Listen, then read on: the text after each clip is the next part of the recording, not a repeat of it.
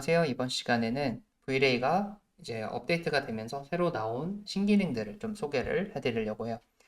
이 강의는 이제 유튜브에도 업로드가 될 건데, 유튜브에도 업로드를 하는 이유는 이미 강의를 보신 분들이 많이 있잖아요. 이제 강의 수강 기간이 끝나서 더 이상 시청을 할 수가 없는데, 새로운 기능들을 새 강의에만 넣어버리면 이전에 시청하신 분들이 확인을 할 수가 없기 때문에 이거를 좀 공개를 할 예정이고요. 그래서 확인을 해보시면은 V-Ray가 제가 강의를 찍은 지 1년 반에서 2년 정도 된 것 같아요. 그러면서 그 사이에 업데이트된 것들이 많이 있거든요. 이제 버전 이름도 아예 한번 바뀌었었고요. 근데 드라마틱하게 바뀌었다 하는 건 없는 것 같아요. 전체적으로 조금씩 퀄리티가 좋아졌고 편의성이 좋아졌고, 근데 그 중에서도 제가 정말 자주 사용하고 있는 기능들 위주로 또 알려드릴게요. 라이노 VL에서 먼저 보여드리고 스케치업 VL에서도 보여드릴 건데 사실 거의 똑같습니다. 그래서 그냥 같이 시청해 주시면 좋을 것 같고, 코스모스를 한번 살펴볼게요. 코스모스라고 하는 거는 V-Ray가 반년쯤 전에 업데이트가 되면서 이런 소스들을 V-Ray 자체에서 엄청나게 많이 제공을 해주기 시작했어요. 이전에는 제공을 하나도 안 해줬거든요. 그렇기 때문에 모든 뭐 재질이라든지 이런 걸 다 직접 만들어서 쓰고, 이런 사람 한 명 한 명 다 일일이 찾아가지고 넣고, 근데 넣었는데 V-Ray랑 호환이 안 돼서 다 하얗게 나온다든지 뭐 클레이 같이 나온다든지 하는 경우가 많았는데, 그래서 사실 좀 다른 렌더링 프로그램들이 등장하면서 얘네가 좀 오히려 힘을 잃기도 했었어요. 퀄리티는 좋지만 이 소스를 다 누가 가지고 있겠습니까? 그래서 전문가들만 쓸 수 있는 거다. 약간 이런 느낌도 있었는데, 이런 소스들을 제공해 주면서 이제 일반인 사용자들도 굉장히 높은 퀄리티 렌더링을 뽑을 수 있게 만들어줬죠. 생각보다 되게 자주 업데이트를 해줍니다. 최근에 업데이트된 게 정원 관련 시리즈가 이렇게 업데이트가 돼 있네요. 그 다음에 이런 나무들도 업데이트가 되고 가구들도 업데이트가 되고, 기본적인 가구들은 거의 다 있다 보시면 되고, 그 다음에 좀 특이한 것들 있죠. 이런 것들도 계속 업데이트를 해주고 있습니다. 그래서 정말 유용하게 살 수가 있고, 재질 같은 경우도 마찬가지예요. 재질도 조금씩 사실 모델링이 좀 더 자주 업데이트가 되고요. 재질 같은 경우는 좀 자주 업데이트는 되진 않지만 퀄리티가 굉장히 좋고, 더 좋은 거는 이렇게 웨더링이 들어간 것들은 사진이지만 심플하게 생긴 것들은 이 V-Ray 자체 기능으로 만든 벽돌이거든요. 그래서 이 안에서 벽돌 간격, 벽돌 색깔, 진하고 연하고 이런 거 수치까지도 조절을 해줄 수가 있다 하는 거. 이게 사실 V-Ray 엄청난 장점이라고 생각을 해요. 결국 렌더링이 좋아 보이려면 소스랑 재질이 정말 큰 부분을 차지를 합니다. 근데 재질을 내 마음대로 조절할 수 있고 다양한 소스를 제공해 준다. 이것만으로도 렌더링 퀄리티를 몇 배 이상 올릴 수 있어요. 그 다음에 HDRI 하늘도 제공을 해주는데 굉장히 고화질이고, 그 대신에 막 다양한 건 아니고요. 대부분 뭐 스튜디오나 그냥 일반 하늘, 그냥 깔끔한 하늘, 깔끔한 석양 이런 겁니다. 저는 오히려 이런 것들을 좀 선호해서 사용을 하고, 그냥 이런 거 없이 기본 태양으로 렌더링을 한 다음에 사진을 합성하는 방법도 여전히 굉장히 좋습니다. 왜냐면 사진을 계속 합성하는 게 편한 이유는 보면서 계속 조절할 수 있기 때문이고요. HDRI도 이제 뭐 크기도 조절할 수 있게 됐고, 로테이트 하면서 내가 원하는 방향으로 돌릴 수도 있지만, 정확히 내가 원하는 HDRI 이미지를 찾는 게 좀 어렵습니다. 여기서 찾을 수도 있지만, 내가 원하는 구름 방향으로 바꿀 수 없을 수도 있고, 그래서 이것도 하고 나서 다시 포토샵을 살짝 리터칭이 들어간다 생각하고 사용해 주셔도 좋고, 이걸 사용하면 더 자연스러운 게 여기서 나오는 빛이 있거든요. 이렇게 태양빛이 실제 건물의 그림자를 만들어주기 때문에 빛 계산에 있어서 좀 더 디테일하게 만들어줄 수 있다는 거. 여튼 이래서 코스모스가 기능이 많이 확대되면서 좋아졌다는 걸 알려드리고 싶고요. 그 다음에 사실 가장 큰 뉴스라고 하면은 카오스랑 엔스케이프이 합병을 했어요. 그러면서 이게 호환이 되게 됐습니다. 굉장히 불완전하지만 어쨌든 합병을 하면서 두 개가 호환이 되게 됐습니다. 이 좌측에 있는 것들이 V-Ray고요. 우측에 있는 것들이 엔스케이프로 설정을 했습니다. 재질도 따로 넣어놨어요. 오른쪽 세 개는 엔스케이프, 왼쪽 세 개는 V-Ray에서 가져온 재질입니다. 이 상태로 그냥 렌더링 한번 돌려볼게요.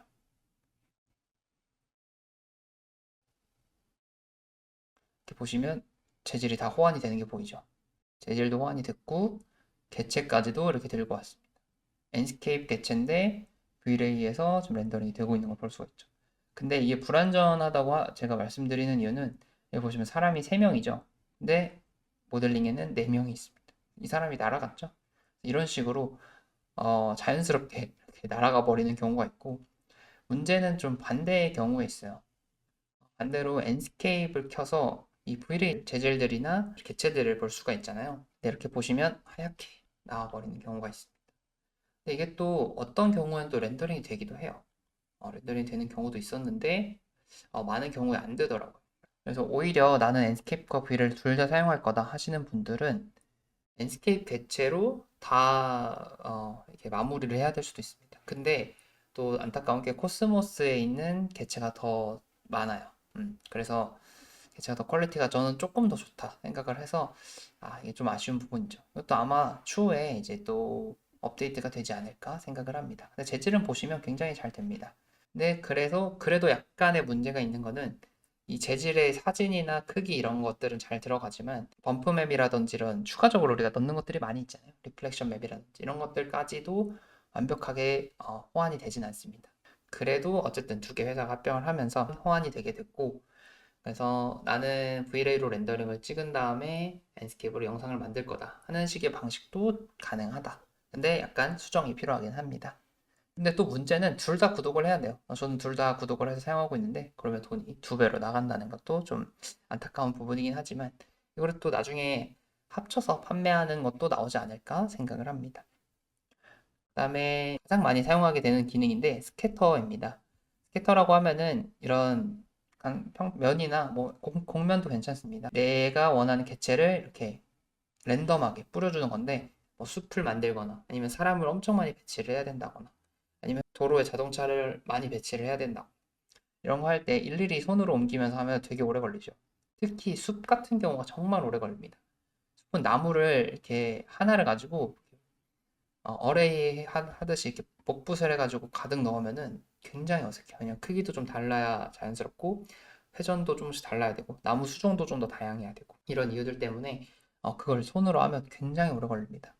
그래서 스캐터 기능을 라이노에서는 그래스호퍼를 통해서 알려드렸고 스케치업에서는 자체 플러그인을 통해서 어떻게 사용하는지 알려드렸었는데 이제 V-Ray의 기능이 생겨가지고 바로 사용할 수가 있게 됐습니다. 보시면은 스케치업에서 어떻게 하는지 알려드릴 건데 거의 똑같습니다.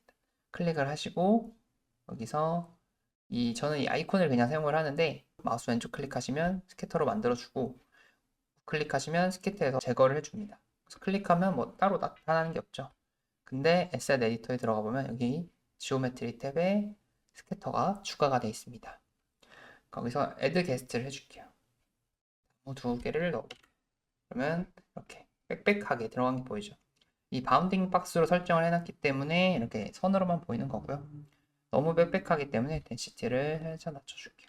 0.1 이렇게 낮춰도 괜찮습니다. 그 다음에 시드라고 하는 건 그냥 랜덤 값이라고 보면 돼요. 그냥 내가 봤을 때 좋아 보이는 랜덤 값을 그냥 고르고 멈추시면 됩니다. 그 다음에 바운딩 박스로 해놨는데 뭐 포인트로 바꿀 수도 있고요. 이거는 그냥 개인 취향의 설정이다. 그 다음에 로테이션은 0에서 360으로 설정되어 있는데 0에서 360도까지 랜덤으로 그냥 돌아간다는 겁니다. 근데 우리가 일자로 이렇게 배열을 해야 되는 경우도 있잖아요. 예를 들어서 도로에 차들을 배치할 때는 일자로 이렇게 쫙 가야 되잖아요. 그럴 때는 이거 수치를 360이나 뭐 0, 둘 다 0, 뭐 이런 식으로 바꾸면 보신 것처럼 일렬로 쭉쭉 가게 됩니다. 이거는 숲이니까 360으로 둘게요. 그 다음에 랜덤 값 크기죠. 나무 크기도 기본적으로 0.9, 1.1 이렇게 돼 있는데 우리가 사람을 많이 배치할 거다. 그럼 1, 1로 해야겠죠. 사람 크기는 이미 여기서 지정이 되어 있는데 그걸 랜덤으로 이렇게 0.9배, 1.1배 해버리면 되게 어색할 수가 있어요. 그럴 때는 바꿔주시면 되고 나는 좀 크기가 다양한 나무들을 심고 싶다 하시면은 이 수치 차이를 좀 크게 해주시면 되고 멀티플라이어도 조금 올려주시면 전체 크기가 다 커집니다. 나무가 내가 원하는 형태가 있는데 크기는 원하지 않는 크기인 경우가 많아요. 그럴 때 사용할 수 있는 기능이다. 빠르게 스케치업으로 넘어와서도 한번 알려드릴게요. 스캐터를 적용하는 것부터 한번 보여드릴게요.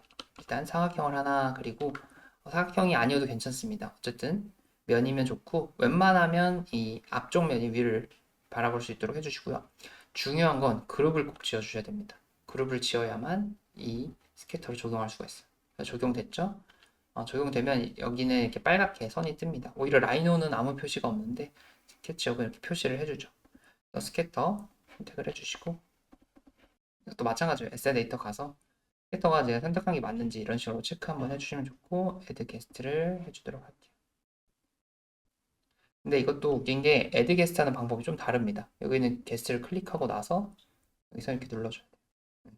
이게 좀 차이가 있죠. 이 순서들의 차이가 있을 뿐이지 기능상의 차이는 거의 없기 때문에 이렇게 지금 적용이 됐는데 안 보이죠? 여기 보시면은 캐릭터 뷰어라는 게 있습니다. 이걸 눌러주셔야만 이렇게 보이게 돼요. 왜냐면 이게 좀 무겁다고 생각해서 이렇게 따로 해놓은 것 같아요.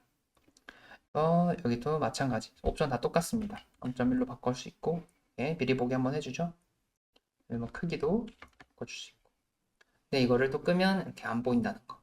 이 정도 차이점이 있고, 렌더링 했을 때는 똑같습니다. 기능도 똑같고, 공면에도 당연히 적용이 되고요. 대신에 이렇게 그룹을 꼭 지어주고 사용을 해야 된다. 그래서 내가 모든 걸 그룹을 지어놨는데, 그거를 이렇게 분해해가지고 얘만 빼가지고 다시 이렇게 스캐터를 위해서 그룹을 지어줘야 될 수도 있어요. 그래서 모델링 할 때 이 부분만 조금 유의해서 해주시면 좋을 것 같아요. 자, 라인으로 다시 돌아왔고요. 또 렌더링을 안 해볼 수가 없겠죠. 렌더링을 했을 때 이 나무가 어떻게 나오는지 한번 보시면 좋을 것 같아요. 네, 이렇게 보시면 나무들 생각보다 퀄리티가 되게 좋고 이 랜덤 값이기 때문에 작은 거, 큰 거, 같은 나무여도 크기가 계속 다르고 조금씩 회전이 들어가기 때문에 밑에 바닥까지 약간 그래스 기능 써가지고 넣어주시면 굉장히 고퀄리티의 숲처럼 보이게 됩니다. 그래서 이런 식으로 아주 쉽게 스캐터 기능을 사용할 수 있고 진짜 유용합니다. 사실 제가 제일 많이 사용하는 기능인 것 같아요. 새로 나온 기능들 중에서는. 그 다음에 이제 또 하나 더 알려드리면 이거는 옛날부터 되게 많은 사람들이 원했던 기능이었어요. 저는 HDRI를 잘 사용하지 않아서 그렇게 필요한가? 라는 생각도 했었는데 제가 HDRI를 잘 사용하지 않았던 이유도 약간 같은 맥락이긴 해요. 여기 HDRI 이렇게 이미지를 들고 오면은 여기다 넣어줄 수 있고 코스모스인 경우는 저기 자동으로 들어가고 사실 HDRI는 여기 둠라이트를 써주시고 하면은 바로 HDRI 뭐 넣을 거냐 이렇게 물어보죠. 그냥 아무거나 하나 넣어. 이런 식으로. 근데 여기서 가장 큰 문제였던 게 뭐냐면 이 사진에서 지정된 자동적으로 지정된 크기가 있는데 그거를 바꿀 수가 없었어요. 이제 사람들이 이거는 이 나무가 지금 눈에 너무 가까이 보이는데 좀 멀리 보내고 싶은데 어떻게 해야 되냐 이런 것들 많이 얘기를 했었거든요. 근데 이제는 이거 조절해 주시면 되는데 또 렌더링으로 한번 봐야 좀 감이 오시겠죠?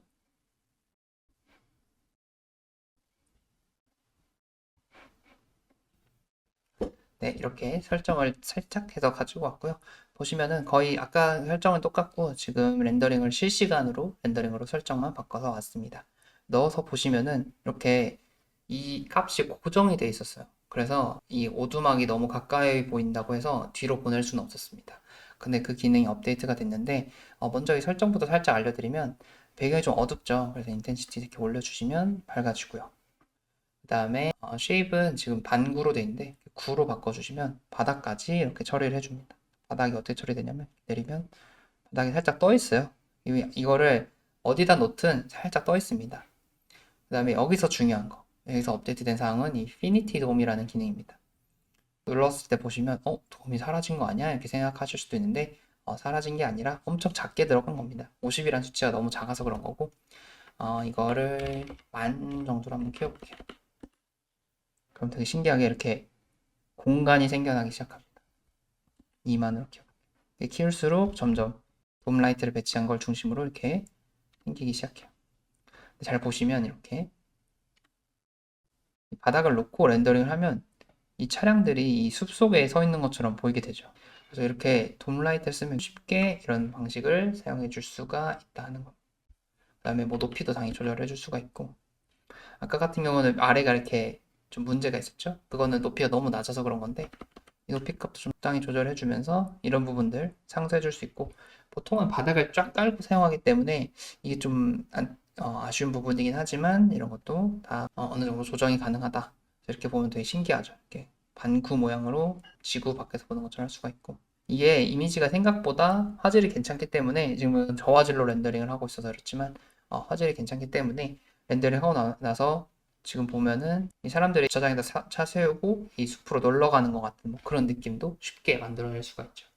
이런 게 HDR의 장점이고 아까 같은 경우에 이 오두막이나 이 숲의 위치를 조절할 수 없었던 게 정말 큰 문제였어요. 왜냐면 이거 너무 마음에 드는데 근데 저 사람 바로 뒤에 엄청 거대한 건물이 있는 것처럼 보이고 그랬거든요.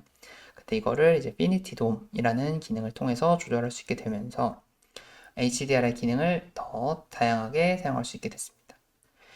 그 다음에 구름 생성 기능이 생겼어요. 우리가 enscape을 사용해 보신 분들은 알겠지만 enscape의 구름 기능이 정말 좋습니다. 루미온도 마찬가지고. 근데 V-Ray는 가지고 있지 않았던 기능이고 이제 생겼어요. 눌러보시면 density 뭐 엄청나게 다양한 걸 조정할 수가 있는데 근데 사실 사용해 보시면 좀 많이 아쉽습니다. 많이 사용을 해봤는데 이게 생각보다 퀄리티가 좀 좋지 않아요. 이렇게 보시면 나쁘진 않은데 지금 약간 저화질이라 그런데 오히려 고화질로 렌더링을 했을 때도 좀 아쉬운 부분들이 있습니다. 그래서 이것도 아마 또 추가로 개선이 될 겁니다. 그래서 오늘 V-Ray에 대해서 이제 추가적으로 V-Ray에서 업데이트된 내용들에서 굉장히 유용하게 쓸만한 기능들은 여기까지 소개를 해드리도록 하겠습니다. 앞으로 새로운 기능들이 나올 때마다 이런 식으로 영상을 추가적으로 촬영을 해가지고 계속 업로드하면서 이미 수강하셨던 분들이나 아니면 앞으로 수강하실 분들에게도 도움이 될 수 있도록 이렇게 영상을 계속 올리도록 하겠습니다. 감사합니다.